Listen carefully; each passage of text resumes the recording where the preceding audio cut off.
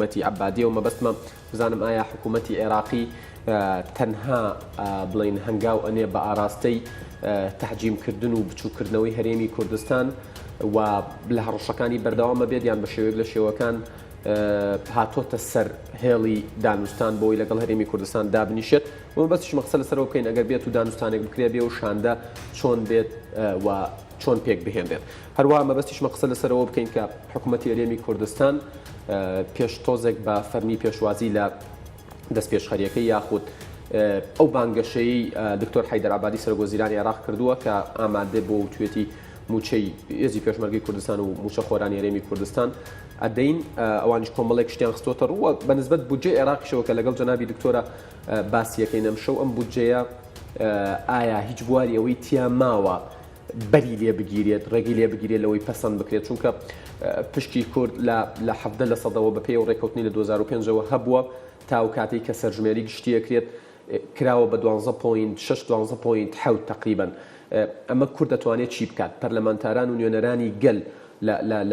لە پەرلەمانی عێراق توانن چی بۆ بکەن و بەستیشمە لەگەڵ جەنابی دکتۆرە قسەیەک لەسەرەوە بکەین ئایا یەکگرتووی ئیسلامی کوردستان ئامادەیە حزوری هەبێت لە دانیشتنی ئەنجومەنی پارێزگای کەرکووک بۆ ئەوەی پارێزگارێکی کورد بۆ شارەکە دابنرێت من زیاتر ناڵێم میوانی ئەم شەوم جەنابی دکتۆر موسەنا ئەمینە سەرۆکی فراکسیۆنی یەکگرتووی ئیسلامی کوردستان لە پەرلەمانی عێراق دکتۆر سڵاو لێبێ ماندوو نەبی ئەمەوێ بۆ پرسیارە دەست پێ بکەین حکوومەتی عێراق جەنابی شتان ئاگادارن و لەم شەوانش لە یەکێ لە کەناڵە عەرەبیەکان ئاماژت پێدا کە زیاتر چۆن بڵێ هەوڵەدا بۆ تەحجیمکردنی هەرێمی کوردستان بۆ بچووکردنەوەی هەرێمی کوردستان تا ئاگاتە ئەوەی ینی هاوپەیمانی نیشتیمانی شیعەکان بە نووسراوێک داوای ئەوەیان کردووە کە هەرێمی کوردستان ناوەکەی بگۆڕێ بۆ باکووری عێراق ئەم فشارانە فشارن بۆ ئەوی لەسەر زۆرترین دەستکەوتیانە بێ لەسەر مێزی دانوستان یان فعلا حکوومەتی عێراق خۆی یەکلا کردوتەوە بۆ ئەوەی ئەم هەرێمە تەواو هەڵوەشێنێتەوە سەرەتا زۆر سوپاس بەنای خۆی گەورە سڵاو و ڕێزم بۆ جەنابەت و بۆ بینەرانی بەڕێز حکوومەتی عێراق بێگومان ئەوەی کە تا ئێستا سەلماندوێتی بۆ حکوومەتی هەرێمی کوردستان و خەڵکی کوردستان قبولکردنی ئەمرێکی واقع بووە کە پێش لە 2003 و ڕوخانی ڕژێم دروست بووە ئەم ئەمری واقعا کە قبولیان کرد لە چوارچێوەی دەستورە ناوێنە وەزعێکی فیدراڵی شوناسی حکوومەتی عێراقیان ناونا شوناسێکی فیدراڵی لە مادەی ئەو مادەیەکەی کە پێناسەی دەوڵەتی عێراقەکە بەڵام لە ڕاستیە لە سەرەتاوە ئەم حکوومەتە باوەڕی بەوە نەبووە نەک ئەم حکوومەتە مەبەستم حەیدەر عەبادیە بەڵکو ئەم ڕژێمە سیاسی نوێی عێراق باوەڕی بەوە نەبوو عێراق ببێتە فیدراڵی و ڕێگای نەدا لە دیارە و سەلاحەدین کە بەڕسمی داوان کرد لە بەڕێز مالکی بەڵکو لەشکرکێشی بۆ کردن و دوای خۆپشاندانەکانیش خەتڵعامیشی لەوێ دروست کرد بۆ ئەوەی کە عێراق نەبێ بە فیدراڵی و تا ئێستاش بەشێک لە سونەکان و زۆرینەی هەرە زۆری شیعەکانی هەرە هەمویان ئەتوانم بڵێم باوەڕێن بەم فیدراڵیەتی هەرێمیش نییە بەس ناچار سەپاوە لە سەریان مامەڵەی لەگەڵاکەن چونکە ئەمە پێش لەوەی ئەوان بێن ئەسڵەن دروست بووە وە لە دەستوری شایستە جێگەی بۆتەوە گە لە دەستورە جێگەی نەبووە تو هەر لەم گۆڕانکاریە هەڵیان وەشانەوە و کۆتاییان پێهێنا چونکە ئەمان ئێستا حجەکەیان لە بەردەم کۆمەلگای نێودەوڵەتی و کۆمەلگای هەرێمایەتیە ئەوەیە کە ئێمە چوین دەستور و یاسا جێبەجێەکەین مادەم دەستور ڕێگە بۆ نادا کەریمی کوردستان هەڵوەشێنرێتەوە و ئەوان ناتوان لە ڕاستی ئەم کارە بکەن مادێک لە دەستور شک نابن کە وەکو کاتەلۆنیای لێ بکەن و هەڵی وەشێنەوە وەگەرنا ئێستا لەم ئەوان ئێستا بە عەقڵیەتی سەرکەوتوو مامەڵە لەگەڵ هەرێمەکەن بە عەقڵیەتی سەرکەوتوو کە ئێوێ مەرجەکانی خۆی فەرزکە لەسەر هەرێم ئێستا لە دەسڵاتی لەسەر ناوچەکانی مادەی 140 نەماوە دووبارە لە داهاتیشا تقریبا لە 1960 داهاتی بیرەنەوتەکانی لەدەست داوە لەم وەختا ئێستا ئەوان بە کاتێکی گونجاوی ئەزانن هەر ڕێکەوتنێ لەگەڵ هەرێما بکەن وەلەو لاشۆ هەوڵەدەن گەمارۆی بکەن مەتاڕەکانی داخراوە هەوڵەدەن کاندێ لە مەرزە سنوورەکانی تایسش داخراون هەوڵەدەن ئەم گەمارۆکردانە وای لێ بکات کە هەرێم لە حاڵەتێکی زەبوو نابێت پەلشکاوی گفتوگۆی لەگەڵ بکەن دکتۆر ئەمانەی ئەکرێت دەمارگرتن و استفزازکردنی هەرێمی کوردستانە بۆ ئەوەی بیبەن بەسەر هەڵەیە یان جددین لە جێبەجێکردنی خۆی هەڵەیەک نییە ئێستا هەرێمی کوردستان بیکە بە قەنەعەتی من هەڵەیە کە لەسەر چی هەڵە بکایانی ناوچەی سەوچ لە دەستی داوە بیرەنەوتەکانی کەرکووکە لە هەچی بەدەستیەوەیەتی ئێستا بە دەستور مافی خۆیەتی شتێک نییە ینی کە ئێستا لە دەست هەرێما بێ بگرە داخستنی مەتارەکان نادەستوری و نایاسایی حکوومەتی اتحادی هەر بەردەوامە لەسەری ئەو هەڵمەت و فشارێکی ئەیکا لەسەر بەڕێوەبردننی دەواازە سنووریەکان لە دەستورا باس لە ئەوە نەکراوە کێ دەواازە سنووریەکان بەڕێوە بەبز لە قانونی مەنافیزی حدودیە کە ساڵی پار لە پەرلەمانی عێراق تەشریع کرا یاخود بود لە سەرەتای ئەم ساڵ باسی ئەوەکە کە ئەمانە بە ئیدارەیان مشترک بێ و هەیئەتێک لە اتحادی سەرپەرشتی بکە بەڵام هەیئەتەکانی ئەو منافزانەی هەرێمی کوردستان بە هاوکاری و بە چاودێری حکوومەتی اتحادیە بێ سەرپەرشتی بکرێن لەبەرەوە شتێک نیە ئێستا هەرێم لەسەر چی ئێستا چی ماوە حکوومەتی اتحادی وەری نەگرت پێ لە هەرێم سەرباری ئەو هەموو تاوانانەشکە کردیان ئەو هێزانێکە هاتنەوە ناوچانەوە ئەو تۆقانەی کە دروستیان کرد و ئێستاش ئەم قوتبڕینەی خەڵک پێشتر حکوومەتی هەرێم لێ بەرپرس بوو ئێستا بەشێکی گرنگی لای عەبادی پاسا و بیانوێک نەماوەتەوە بۆ ئەوەی موچە نەدرێت جارانە وترات حکوومەتی عێراق بە سیاسەتی بەشەکەی خۆم بۆ خۆمەوەی تۆش ئەخۆم مامەڵەکە بەم فلسفەی مامەڵاکە بەڵام ئێستا ئەوەستە لەوەتی نەوت کەوتۆتە دەست بەشێکی زۆری کەوتۆتە دەست یا با بڵین مەسئولێتی مشتەرەکی موچەیەسە لە ئەستۆی هەردوو حکوومەتایە مادەم حکوومەتی اتحادیەوە چەند 20 ڕۆژ زیاترە و بیرەنەوتانی بردوێتەوە و داهاتەکانی بۆ خۆی بەکارێنێ لە بودجێ ئەم ساڵی کە ئێستا ئێمە تیاین 2017 لە بەرامبەر 550,000 بەرمیل بڕێکی باش پارە بۆ هەرێمی کوردستان دانراوە ئێستا تقریبا ئەگەر ئەو 550,000 ئەتوان بڵێم زۆربەی هەر زۆری ئیسلای حکوومەتی اتحادی خۆی وەکو پەرلەمانتاران بە دووادات چونتان بۆ ئەمە کردووە ئەم پارەیە بۆ نەدراوە بە هەرێمی خۆی بۆ نەدراوە بەداخەوە سەبەبی یەکەم هەرێم بوو کاتی خۆی زۆر داوا کرا کە ئەم ڕێکەوتنە جێبەجێکن لەگەڵ حکوومەتی اتحادی بۆی حکوومەتی اتحادی ئەو حکوومەتی هەرێم ئەیوە ئێمە داهاتمان لە فرۆشتنی سەربەخۆی نەوت زیاتر لەوەی حکوومەتی اتحادی پێمانەدا لەبەرەوە پێویست ناکا کە ئێمە تەسلیم بەوە هەبین کە من بە قەناعەتی خۆم ئەمەوانە بوو قەناعەتی خۆم ئەوەندەی کە یعنی بۆ ئەوەی کە حکوومەتی اتحادی دەستکراوە نەبێ بەسەر ئەم داهاتە ئەو ئابووری سەربەخۆیی کە ڕاگەنراوە جێبەجێ بکرێ و بۆ ئەوەیشی بەڕاستی داهاتەکەشی شەفاف نەبێ نانەدا دەست حکوومەتی اتحادی ئەوەی کە ئێستا حکوومەتی اتحادی وتم مەسئولێتێکی بەشی زۆری داهاتەکەی سەلای ئەوە و مەسئولێتی ئەخلاقی و قانونی و دەستوریشی هەیە بەپێی قانونی بوجەش مەسئولێتی هەیە ئێستا ئابێ حەیدەر عەبادی هەڵوێستی هەبێ لەگەڵ موچەی هەرێم باشە حەیدەر عەبادی باسی لەوە کردووە و توێتی کە لە بەرنامەمانایە کە موچەی هێزی پێشمەرگەی کوردستان و موچەخۆرانی هەرێمی کوردستان بدەین لە هەرێمی کوردستان بە شێوەیەک لە شێوەکان چونکە حکوومەتی هەرێم سەرکەوتوو نەبووە لە ماوەی ڕابردوودا لە ڕازیکردنی هاوڵاتیان و لەوەی کە ژیانێکی باش و شایستە و پرسەروەری بۆ تاکی کورد دیاری بکە بۆ ئێستا لە هەرێمی کوردستان زۆر پێشوازی لەم هەنگاوی عەبادیەکە و پێیان وایە گرنگ ئەوەیە کێشەی موچە چارەسەر بێت چونکە سەقفی داواکاری خەڵکیان بۆ موچە دابەزاندۆ هێندە چارەکە موچە و لەتە موچە و هەموو شتێکیان بەرامبەر هەرێمی کوردستان کردو قسەکەی من ئەوەی دکتۆر ینی بەپێی ئەو زانیاریانەی من ینی حکوومەتی قەرزەکانی حکوومەتی عێراقی نزیکی 111 میلیارد دۆلارە باشە 68 میلیاری بڵین قەرزی خارجیە دەرەکیە و 43 میلیاریشی بنووکی محەلیان بانکە نێوخۆییەکان حکوومەتی عێراق کە خۆی لەم دۆخایە و کورتێنانی هەیە لەو بودجێش کە بەنیازە پەسەندی بکە ئەتوانێت موچەی هەرێمی کوردستان دابین بکە یان تەنها قسەیە خۆی ئەگەر بیاوێ ئەتوانێ ئەگەر بیاوێ ئەتوانێ ئەم مەسئولێتە ژووتە مشتەرەکە حکوومەتی هەرێم نابێ خۆی بدزێتەوە لە مەسئولێتە چونکە هەرچی کراوە لە وڵاتە حکوومەتی هەرێم تا ئێستا کردوێتی بەم ڕوبع موچە و چارەکە موچە شتو هەر حکوومەتی هەرێم کردوێتی ئێستا حکوومەتی هەرێم پێویستە پاکسازی لە لیستی موچە بکە پێویستە داهاتەکانی تەواوی داهاتەکانی ئەوەندەی کە بەپێی یاسای بوجە ملزەمە تەسلیم بە حکوومەتی اتحادی بکە پێویستە واگەر پێویستی کرد هەموو داهاتەکانیشی تەسلیم کە بەرامبەری ئەوەی کە ژیانێکی بە کەرامەت و موچێکی تەواو بۆ هاوڵاتیانی هەرێم دابین بکرێ طبعا نەک موچە بەتەنیا بوجەی وەبەرهێنانیش پێویستە دابین بکرێەوە پێداویستەکانی تریش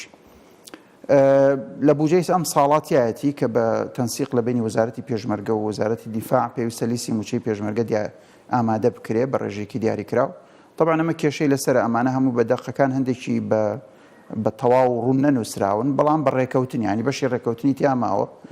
بەڵام ئەوەی گرنگە ئێستا حکوومەتی هەرێم ئەبێ بە زووی پەلە بکەوە سوود لە فشاری نێودوڵەتیش بەکاربێنێ و سوود لە فشاری ناوخۆش بەکاربێنێم خۆپشاندانانی ئێستا ئەیکەن قەناعەتی من پێویستە حکوومەتی هەرێم تەبەنی بکە و لە هەموو شارەکان هەموو خەڵک بێنێتە سەرجادە کە ئێمە موچەمان ئەوێ فەرموو ئەو داهاتی ناوێ وەرە هەموو داهاتی هەرێم تێمێ بە کەرامەت ئەم هاوڵاتیانان بۆ بژێنە بۆجێی تەژغیلیم برێ موچەم برێ. بەڵام لە دوایین ڕاگەیەنراوی حکوومەتی هەرێمی کوردستان پێشوازی لە هەنگاوەکەی ئابادی کردووە ئەڵێ ئێمە ئامادەین هەموو داتاوزانیاریەکان بخینە بەردەستیان سەبارەت بە ژماری موچەخۆرانی هەرێمی کوردستان بە پێی سیستمی بایۆمەتریکە تۆمار کراوە ئەڵێ هەموو بەڵگەکانی شەخینە بەردەستیان بەمەجێک ئەوان بێنە پێشەوە ئەمە هەنگاوێکی باشە ئەمە هەنگاوێکی باشە بەس کافی نییە کافی نییە بێتی تر بکەن جگە لەوانی کە ئاماژە داهاتەکان چی حکوومەتی اتحادی داوایەکە بە قەنەعاتی من ئێمە لە وەهمێکا ژیان بۆ ماوەیە کە توانین سەربەخۆی خۆمان هەبێ لە ڕووی داراییەوە هەندێکەوترێ بڵقی ئابووری هەوڵێ لەو خەونە پێویستە سەرڕاست لەکەن و کۆتایی پێبێنین ئێمە ناتوانین تا بەشێ بین لە عێراق ناتوانین سەربەخۆی داراییمان هەبێ کە سەربەخۆی داراییمان نییە هەموو داهاتەکان شەفاف تەسلیم بە حکوومەتی اتحادی بکەن و باڕێک و پێک موچەی و خەڵکە بێت و بە حەقیقەت ئەگەر حکوومەتی اتحادی ڕازی بێ ئەم ژمارە موچەخۆرە بۆ ئێمە تەبەنی بکە کە من خۆم شخصی لەگەڵ عبادی لەسەر ئەم مۆزوع قسەم کردووە عبادی ڕازی نییە عبادی نایەوێ بچێتە ژێر ئەڵێ ئەمەی ئێوە کردوتانە بە مەعایری حکوومەتی اتحادی نایاساییە و گەندەڵیە ئەوە چیە کە باسەکرێت تا سیوەکی 2007 موچە دابی نەکرێ و ئەوەی لە دوایەوە بڵین تاینکراوە دامەزراوە کێشەی بۆ دروستە بێت ئەوەسڵی نییە مەسەلەکە پەیوەندی بە مەعایری حکوومەتی اتحادی وایە معایری حکوومەتی اتحادی قبولی ئەم ژمارە زۆری هەرێم ناکە و بە حقیقەت یعنی گەندەڵێکی بێسنوور کراوە لە وڵاتە لە تەعینکردنی خەڵکە پارتی لیستێکی ناوە یەکێتی لیستێکی درێژتریە ناوە یەکێتیەکی تری ناو پارتیکی تری ناو لە ئەنجامە ژمارەیەکی بێسنوور خەڵکیان تەعین کردووە مەکتەبی وایە لەوانەیە لە شوێنێکە من برایەکی خۆم ماوەک لە وەزارەتی ڕۆشنبیری کاری کرد ئەوی لە هەڵەبجە بنکەی وەزارەتی ڕۆشنبیریمان هەیە درەختیتیانی حەو باخەوانی هەیە یەک درەختیتیانی حەو باخەوانی هەیە من بیستومە کە بۆ مزگەوتیش بکات مستایانیتیانە ینی حرمەتم هەیە لەوانێت شەش حەو خادمیتیا کەسیانیش ناکەن ینی کەسیان بەگوێ مامۆستاکەش ناکەن بەستە سەری مانگێن موچەکان ئەوەرەگرنەوە ڕۆنەوە لەوێ بەم دەمودەسە چارەسەر بێ دکتۆر نا ئەبێ خۆی ئەبێ بە تەوافق ئێستا سولفەیەک سەرفکرێ بۆ هەرێمی کوردستان پێداویستەکانی بۆ دابین کرێ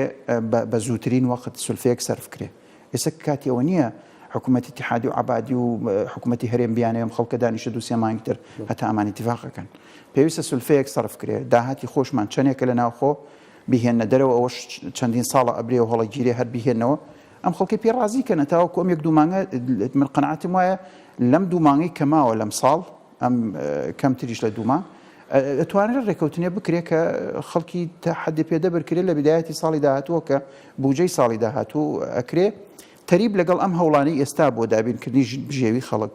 تەریب لەگەڵ ئەوە گفتوگۆیەکی جددی بەهێز بکرێت لەگەڵ حکوومەتی اتحادی بۆی بودجەی 2018 بە جۆرێ بێت کە فعلەن کێشەکانی هەرێمی کوردستان بودجە دکتۆر خۆشتان ئاگادارن ینی لە بودجە ڕێژە بەپێی ئەو ڕێکەوتنی لە 2005ەوە کراوە تا و کاتی سەرژمێریەکرێ ئەبێت ڕێژەی هەرێمی کوردستان بە شێوەی ساڵانە 17% بودجەی عێراقی بۆ دابین بکرێ بەڵام ئێستا هێنراوە بۆ 12.67 تقریبا و تەنانەت ناوی حکوومەتی هەرێمی ئەمە جێگەی گفتوگۆیە ئەمە شتێکی کراوە بە حکوومەتی پارێزگاکانی کوردستان ینی وەکو ئەیانەوێت وەکو وحدەیەکی یەکەیەکی کارگێڕی مامەڵە لەگەڵ هەرێمی کوردستان بکەن و مامەڵەیان لەگەڵ هەرێمێک نەبێت کە لە دەستورە ناوەکەی جێگە کراوەتەوە لە وەکو حکوومەتێکی فیدراڵی بەڵکو وەکو پارێزگاکان بێت مامەڵەی لەگەڵا بکرێت کاتی ئەوە ماوە دەرفەتی ئەوە ماوە بواری ئەوە ماوە ئەگەری ئەوە ماوە کورد بتوانێت ڕێگری لەمە بکات نەهێڵێ ئەم بودجەیە تێپەڕێ نا بەڵێ بەجددی طبعا کاتیەوە ماوە هەمیشەوە پێویستە ئەمە یعنی ئەمە خەباتێکە ئەسپێرێ بە دەرەجەی یەکەم بە حکوومەتی هەرێم بە دەرەجەی دووهەم بە نوێنەرانی کورد لە بەغدا لە پەرلەمان بەتایبەتی و بە هیچ شێوەیە قابلی قبول نییە نکولیکردن لە قەوارەی هەرێمی کوردستان ئەوەی کە لە یاسای بوجە هاتووە ئەڵبەتە من بەس چاوم پێکەوتووە بە وردی نەمخوێندوێتەوە ئەڵێ محافظات ئیقلیم کوردستان یعنی نکولی لە ئیقلیم نەکردو ئەڵێ پارێزگاکانی هەرێمی کوردستان نایوێت لەگەڵ پارێزگاکانە خۆی هەندێک تەفاسیلی بوجە هەیە کاتێککە دیاری ئەکرێ هەرێم پارێزگا بە پارێزگای هەرێمیش سەرژمێرەکرێ لە بازێک حساباتەکە علاقەی بە تەنمی محافظات و علاقەی بە بازشتی ترەوەیە ئەوە معنای نکولیکردنیە لە حکوومەتی هەرێم بە تەواوەتی ئەلبەتە ئەمە درافتێکە و ڕژنووسێکە تا ئێستا ئەنجومەنی وەزیران خۆشی و قەناعەتی من بەزانیاری من ببوورە و ئەوزم پەسەنی نەکردووە تا ئێستا و بەڕسمی ڕەوانەی پەرلەمان نەکراوە سێشەممە ئەچێتەوە لای ئەنجومەنی وەزیران سێشەمی داهاتوو پاشتر طبعا دێتە پەرلەمان خوێنەوەی یەکەمی بۆکرێ خوێنەوەی دووهەمی بۆکرێ لیژنە لە پەرلەمانە چن لەگەڵ حکوومەتدا ئەنیشن لەگەڵ ئەنجومەنی وەزیران بۆ تاوتۆکردنی ئەو گۆڕانکاریانەی کە پێویستە بکرێ مەسئلەی هەرێم سیاسیە کاتێک تۆ هەرێمت هەبوو مانایوە تۆ کیە قوارێکی سیاسیت هەیە لە ناو عێراقا کە پێویستە سەرەوە سوڵتە لە مەرکەزەوە بۆی دابەشکرێ ئەمە مەسئلەیە کە حکوومەتی اتحادی ناتوانێت تەجاوزی بکە بەس ئەوەی کە سەپاندی لەسەر ئێمە لە دەستورە بنەمایەکی هەیە کە ئەمما دانی 140 پێویستە بە مشتەرەکی بەڕێوە ببرێن و پێشتر حکوومەتی اتحادی لەکوێ هەبوو بگەڕێتەوە ئەو شوێنانە ئەمە ڕێتیە چێ یانی ئەمە تۆ ناتوانانی بە دەستور بڵێ بە حکوومەتی عێراق وانە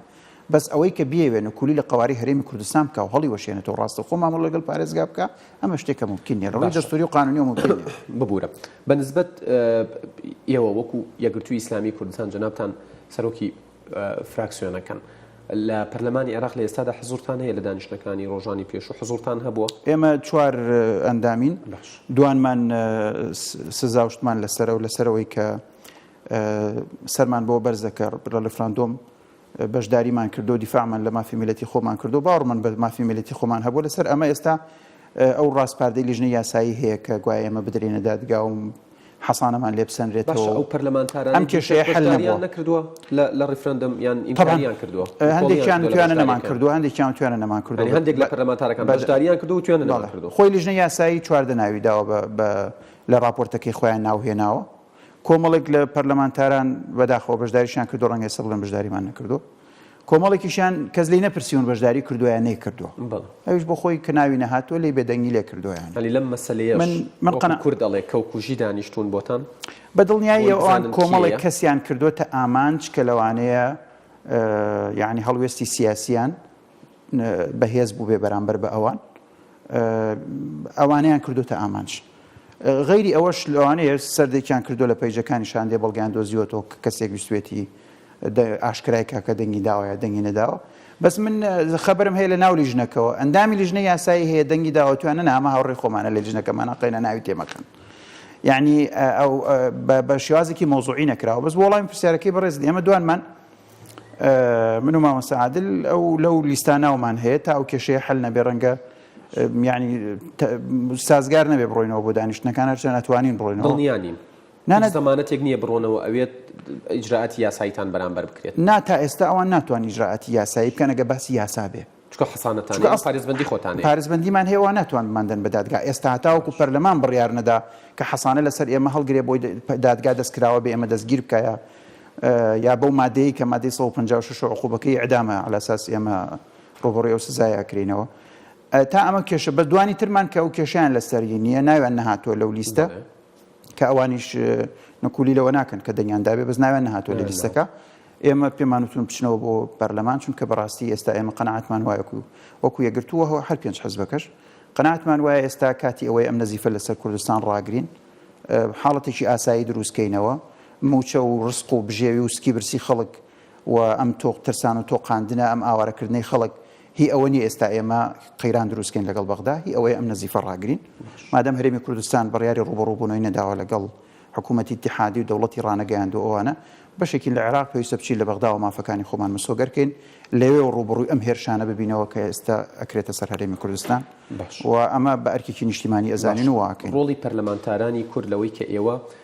ینی دەنگێک زیاتر لەوێ بێت لە پەرلەمانی بەغا بێت بۆ کورد باشترە بۆ گەلی کوردستان و وڵاتیان هەرێمی کوردستان باشترە ینی پەرلەمانی عێراق بە دیاریکراوی ینی جەنابی کاگارامی شێخ محەممەد جێگری سەرۆکی پەرلەمان جێگری دووەمی سەرۆکی پەرلەمانی عێراق ئێوە مخاتەبەتان کردو بۆ ئەم مەسەلەیە کە ینی ئێوە بگەڕێنەوە هیچ کێشەیەکتان بۆ دروست نەکرێت چکە دوجار ئێوە بە دەنگی هاوڵاتیان چوونەتە ئەوێ و بەشداریشتان لە پرۆسەیە کردو کە بەپێی دەستور تەحریم نەکراوە تا سزا بدرێن خۆی لە ڕووی قانونیەوە من قسەشم کرد لەگەڵێکی لە ئەندامانی ئەو لیژنەیە کە لە بەروی قسەکە شخصی بۆ حەز ناکەم ناوی بێنم کە خۆی ئەندامی ئەو لیژنەیە کە ناوی چواردە کەسەکەی بەرز کردوتەوە من پێم وتم من تۆ پیاوێکی یاساناسی من ڕاستگویانە لێتە پرسم لە دەقی قانونەکانی عێراق شتێکەیە بڵێ لە ڕفراندۆم تاوانە وتی نەخێر وتم ئێمە ئەگەر تاوانیش بێ بینە قەوسین معقولە 3 ملیۆن کەس سزا بدرێ لەسەر تاوانێک لە عێراق پاشان ئێمە سوودمان لە موقعیەتی پەرلەمانتاری وەرگرتۆ چونیم دەنگمان داوە وەکو هاوڵاتێکی یاسایی چون دەنگمان داوە تی طبعا وەکو هاوڵاتێکی ئاسایی وتم دەی لێتە پرسمەمە یاساییە وتی نەخێر سیاسیە وتی بەڵێ سیاسیە تومەی تۆ پیاوێکی یاساناسی احترام لە ڕێی خۆتەگری چۆن ئیمزای شتێکی کە ئەزانی سیاسی و یاسایی نییە وتی آخر کاکە تۆ زانی من ئیمزام نەکردایە لە شارعی عەرەبیا لە بەرچاوی خەڵکیان خستم ئەیانەوە لەگەڵ هەڵبژاردن لە پێشەوە هەڵبژاردن لە پێشەوە مۆزوعەکەەوە ئێستا لەسەر حسابی ئێمە لەسەر حسابی قوتی خەڵکی کوردستان لەسەر حسابی کوشتنی پێشمەرگە لەسەر حسابی فشارهێنان بۆ سنوورەکانی ئێمە لەسەر هەموو ئەمانە پەرلەمانتارانی عەرەب و تورکمان هینەکەن بەداخەوە مزایەدەکەن ئاڵۆزی دروستەکەن عێراق تووشی قەیرانەکەن بۆی چواردەن کۆکەنەوە هەمویان ناڵێ بەس ڕێژەیەکی زۆریان خەریکی ئەم ئەخلاقە ناشرینن و تجاوزی یاساکەن تجاوزی ئەوەکەن کە ئەمە عێراق بەرەو هەڵدێرە با تجاوزی سکیبرسی خەڵکی کوردستانەکەن تجاوزی تۆقااندن و ئەو دەیان هزار ئاوارەیەکەن بۆ ئەوی قەیران بخڵقێنن بۆی دەنگ بێنەوە جارێکی تر و بەداخەوە لەم ڕژێمانەی ئێمە هەمیشە ئەوانەی ویستویانە پێگەی سیاسیان بەهێزکەن لەسەر ئەساسی معاناتی خەڵک زۆر جار بەهێزیان کردو کامە قەیرانێکی زۆر گەورەیە لەگەڵ کاک ئارام و ئەوانە لە ئێمە لەسەر خەتین و قسەی لەگەڵ کراوە و ئەوەی پێویستە کردوێتی یانەی کردووە من لە دوای ئەمەکەن بەمزوانە بگەڕێنەوە پەرلەمان من لە ناڕاستی خۆ پەیوەندیم پێ کردو لە ڕاستیە من حەزمە کرد ئەو پەیوەندی بە ئێمەوە بکە بەعتیبار ئەو ئەبێ لە ئێمە پرسێتەوە ئێستا ئەو لە جیاتی هەمومان جێگری سەرۆکی پەرلەمانە و بەدەنگی هەمووشمان پێویستە ئەو لە ئێمە پرسێتەوە ئەپرسێ ناپرسێ ئازادە بەس من لە ڕێی خەڵکی ترەوە پەیوەندیان پێوە کردو لە ڕێی قسەمان لەگەڵ گۆڕان کردووەکو حیزب کە ئەویش ئەندامێکی گۆڕانە هەوڵی خۆیان بدەن من ناتوان بڵم داوێتی ناشتوان بڵم نەیاوە بەڵام ئێمە تا ئێستا لەگەڵ من خۆم لەگەڵ سەرۆکی پەرلەمان قسەم کردو لەگەڵ ئەندامانی لیژنەکە لیژنەیەکمان نرد بۆ بەغدا گفتوگۆی کردو لەگەڵ زۆرێ لە هێزە سیاسیەکانی ئەوێ لەگەڵ سەرۆک کۆمار قسەی کردو سەرۆک کۆمار خۆی شخصی هەوڵی داوە بۆ چارەسەرکردنی ئەم کێشەیە هەموویشیان کۆکن لەسەرەوەی کە ئەمە سیاسیە و ئەمە نەوعێکە لە سزای خەڵکی کوردستان لە ڕێگەی سزای نوێنەرەکانیەوە دکتۆر من کەمتر لە 4 خولەکەم ماوە هەوڵەدەم کۆمەڵێک پرسیاری ئەوەی ڕەنگە ڕەبتیان بەیەکەوە نەبێ بۆی وەڵامیان بۆ لە جێگەیەک ئاماژەت بەوەدا بوو کە لێرە بەدووە حکوومەتی عێراق ملزەمە بەوەی کە قەرزەکانی سەر هەرێمی کوردستان باتەوە بەوەی دانەغازیشەوە ئەم قسەیە لە چیەوە سەرچاوی کرد ئەگەر حکوومەتی هەرێم هەموو گرێبەستەدا هەموو داهاتەکانی نەوت و بیرەکانی نەوت تەسلیم بە عێراق بکە بە دڵنیاییەوە بێ و عقودانش قبول بکە کە ئەو هینانەی لەسەر کراوە بەڵێ اینجا بعضی برادر من یەکێک لەوانە گوێم لێ بۆ ئەندامی پەرلەمانی کوردستانە بعضی قسەی کرد لەسەر مەسەلەی گرێبەستنەوتەکانی عێراق وانییە وتی لێرە گرێبەستەکان بە جۆرێک کراون کە لە عێراقاوانێ لە عێراق شادوونەوە گرێبەستمان هەیە شراکەت و خەدەمی وانییە عقودی خدمە هەیە و عقودی شەراکە عقودی شەراکەکەی ئەوان کە یەکێکە لە کاریسەکانی عێراق یەکێکە لە پڕگەندەڵترین گرێبەستەکانی عێراق تا ئێستش لە دیوانی نەزاهە و لە پەرلەمانە ئەهێنرێ و ئەبرێوەیەکێکە لە هەم فاسیدترین ئەو عقودانە جەولەی تەراخیسی پێڵێن ئەوانە هەمووی یەک وەکو ئەمانە ئێرن لای ئێمە ینی پڕێتی لە گەندەڵی ناعەدالەت بە ئیمتیازی فەسادی کراوە بۆ شتانە کراوە بۆیە ئەم عقودانەش لێرە کراوە مادەم حکوومەتی اتحادی ئێوێ ئەم بیرە نەوتانە وەرگێ گۆشتی خوارە بێ گۆشتایش بخوا مادەم بیرەکان وەرەگرێ بێ تحملی نەتائیجی ئەو عقودانش بکە کە تایەتی ئەبێ احترامی ئەو شەراکەتی ببورە احترامی پشتی ئەو شەریکانە بگرێ کە هاتوون لێرە گرێبەستانی امزا کردووە بەس خۆی حەقی هەبێ حەقی شار هەیە و ئەمەش نەک حەقی حکوومەتی اتحادی و دیوانی ڕقابە و پەرلەمانی کوردستان حەقی هەموو هاوڵاتێکیشە لە نەزاهەتی ئەم عقدانە بپرسێتەوە ئەگەر پێویستیش بوو بخرێتە چوارچێوەی قەزا ئەو کات باس لەوا کرا کە یعنی ئەبێت حکوومەتی هەرێمی کوردستان بۆ نمونە 250,000 بەرمیل نەوت هەنار دەبکاوە ئەوترێت لە 550,000 بەوەی کەرکووکەوە بەڵێ بەوەی کەرکووکەوە بەڵام ئەوەی حسە هەرێمی کوردستان بوو 250,000 بەرمیل ئێستا لە دەستوریش این لە پرۆژەی بڵین میزانیەش ئەمە جێگە کراوەتەوە دیسان پێت وایە حکوومەتی هەرێمی کوردستان بتوانێت پیابن بێ پێوە یان ئەمەش دیسان لوقمێکی ترە بۆ هەرێمدانراوە و ڕەنگە ئەگەر ئاگادار نەبن پیانە بتەقێتەوە بەنسبەت خۆی بەڕاستی هەرێم خۆزێکی خوڵقاندووە لێرە کە ئێستا وەکوڵێ بەسەد حەکیم چارەسەر ناکرێ وەزێکی لێر کۆمەڵێک تەبعاتی دارایی بۆ خۆی دەرەکی و ناوخۆی و قەرز و ئەو گرێبەستی سەیر و سەمەرەی یعنی کۆمەڵشتی بۆ خۆی خوڵقاندووە ئێستا بەم عقدەی بەم موازنەش ئەگەر تەطبیق بکرێ هێشتا داهاتەکان احتیمالە بەشی ئەوە ناکە کە حکوومەتی هەرێم پێویستی پێێتی بە حەقیقی لەبەرەوە ئەمە مەسئلەیەکە ئەبێ بە ڕاستگۆیانە بە شەفافانە بە ئاشکراکردنی هەموو سەرچاوەکانی داهات بەڕێکەوتنێکی کۆنکرێتی بەهێز لەگەڵ حکوومەتی اتحادی ئەبێ معاناتی ئەم خەڵکە چارەسەر کرێ بەنسبەت کەرکووکەوە ئەوترێت لە ئێستادا یەکێتی نیشتیمانی کوردستان چاوەڕێی یەکگرتووی ئیسلامی کوردستانە بۆ ئەوەی پارێزگارێکی کەرکووک لە ناو ئەنجومەنی پارێزگار دەنگی بۆ بدرێ ئەوترێت لەگەڵ سونە و لەگەڵ تورکمانەکانە 20 دەنگیان کۆ کردوتەوە بەڵام لەبەرەوەی خۆتەزانی پێویستیان بە 21 دەنگە و بە پێی زانیاریەکانی من یەکگرتووی ئیسلامی کوردستانیش ئامادەی خۆی پیشان داوە بۆ ئەوەی پارێزگارێکی کەرکووک لە بری حاکمێکی ئەسکەری دیاری بکرێت بەشدار بێت لەو کۆبوونەوەیە. ئەوە دقیقا نەتوانم وەوەسفی بکەم بڵێم بێگومان یەگرتو بە هیچ شێوەیە قبولی نییە و پرسە لە دەستی کورد بچێتە دەرەوە و هەر ڕێکەوتنێک بێ بە سەبەبی ئەوەی کە پارێزگارێکی باش و بەهێزی کورد لەو جێگایە ببێتەوە جارێکی تر و دەوری هەیە بێگومانەوە دەورێکی ئەساسی هەیە لەوەی چۆن ئەو پارێزگایە بە ئەمن و ئاسایشی و بە مەسلحەتی خەڵکی کەرکووک هەمووی بە پێکاتەکانەوە چۆن بە ئاسایش بەڕێوە ببرێوک و دەورانی پێشوو ئەوە ئامانجێکی یەگرتووە و نکولی لێ ناکە.